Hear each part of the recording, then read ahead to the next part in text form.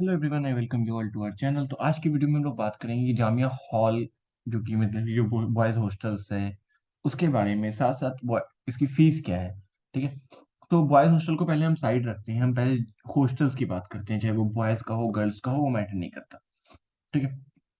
तो जो जैसे कि मैंने आपको बताया था लास्ट वीडियो में कि हम लोगों ने बात की थी कि आखिर वहां पे स्कोर्स की मैंने बात की थी कि हम लोग नेक्स्ट वीडियो में हम लोग बात करेंगे कि क्या क्या स्कोर्स और किस किस बेसिस पे आपको स्कोर्स दिए जाते हैं। आपको बेसिस जो होता है वो आपका बेसिस होता है कि आपका क्या मार्क्स है। ठीक है।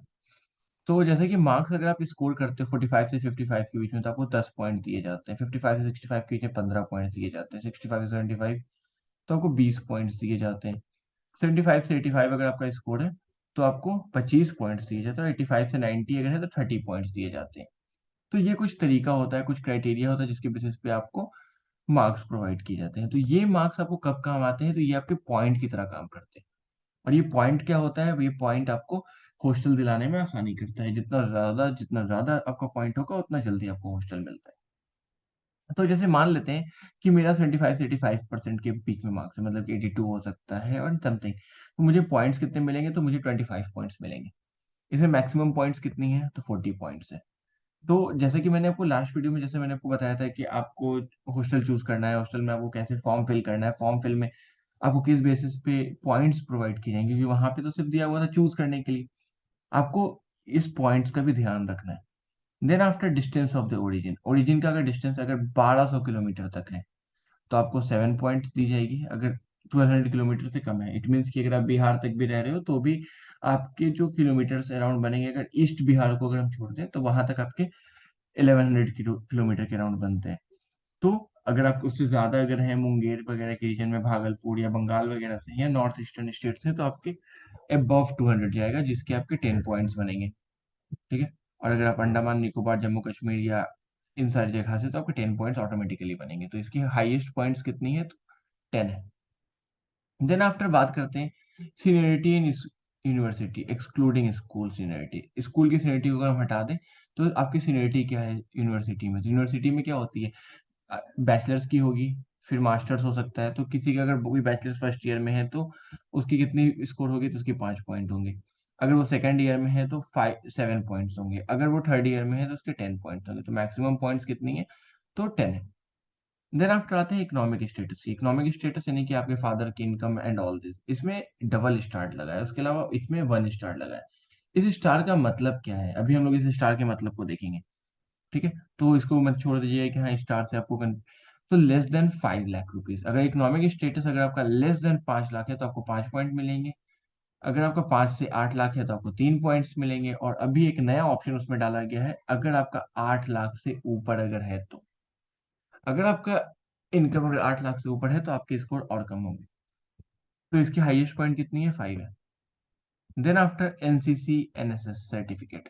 तो एनसीसी सर्टिफिकेट अगर आपके पास ए है तो आपको 2 पॉइंट मिलेंगे। एनसीसी सर्टिफिकेट अगर बी है तो आपको 3 पॉइंट मिलेंगे। अगर एनसीसी सर्टिफिकेट सी है तो आपको 5 पॉइंट मिलेंगे। इसकी हाईएस्ट पॉइंट्स कितनी होगी, तो 5 होगी। देन आफ्टर हम बात करते हैं स्पोर्ट्स की।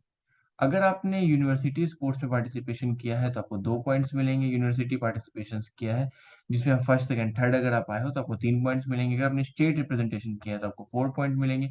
अगर आपने स्टेट रिप्रेजेंटेशन विथ आपने रैंक लाई है या नेशनल रिप्रेजेंटेशन है तो आपको 5 पॉइंट्स मिलेंगे। टोटल इसके 5 पॉइंट्स बनते हैं। देन आफ्टर आपका एक तो ऊपर का आपका फर्स्ट स्कोर हो गया जो कि मार्क्स एग्जामिनेशन का काफी ज्यादा इंपॉर्टेंट होता है। दूसरा आपका सबसे ज्यादा इंपॉर्टेंट होता है इंटरव्यू। अगर आपका इंटरव्यू टोटल 25 मार्क्स का होता है, मीन्स कि आपको जो स्कोर इसके हाईएस्ट होते हैं वो 25 होते हैं। इसमें 25, 5, 30, 5, 35, 5, 40, 10, 50, 10, 60 एंड 40, 100। इट मीन्स टोटल आपके 100 मार्क्स हो गए। तो आपका जो स्कोर बनता है वो टोटल इसके ऊपर बनता है। अब हम लोग आते हैं जहाँ स्टार मार्क्स था, डिस्टेंस ऑफ द ओरिजिन। तो इसमें क्या होगा, इसके साथ आपको कुछ डॉक्यूमेंट सबमिट करने होंगे, copy of the voter ID card या राशन कार्ड या डोमिसाइल सर्टिफिकेट कि आप जहाँ रहते हो, ये आपको सबमिट करना होगा ताकि आपके एड्रेस को प्रूफ किया जा सके कि आप वहीं से हो। उसके बाद डबल स्टार लगा है, तो डबल स्टार किसमें, इकोनॉमिक स्टेटस। इकोनॉमिक स्टेटस में आपको क्या सर्टिफिकेट सबमिट करना होगा, certificate from the revenue officer या हायर डिवीजन ऑफिसर, एचडीओ जिसको कहते हैं, या किसी ऑथोराइज्ड ऑफिसर का। तो ये आपको यहाँ पे शो करना पड़ेगा।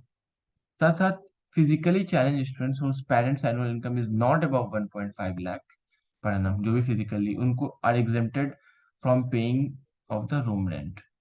ठीक है, तो उन्हें रूम रेंट पे करना या नहीं दिया जाएगा, जो भी रूम रेंट है। तो नेक्स्ट वीडियो में हम लोग बात करेंगे रूम रेंट के बारे में, कि हमारी यूनिवर्सिटी के क्या रूम रेंट है, क्या आपको पे करना होता है, आपका किस बेसिस पे आपको, और कौन कौन सी चीज की आपको चार्ज देनी पड़ेगी अगर आप हॉस्टल लेते हो, अगर आपको हॉल लेते हो, तो टोटल आपका खर्च क्या होगा।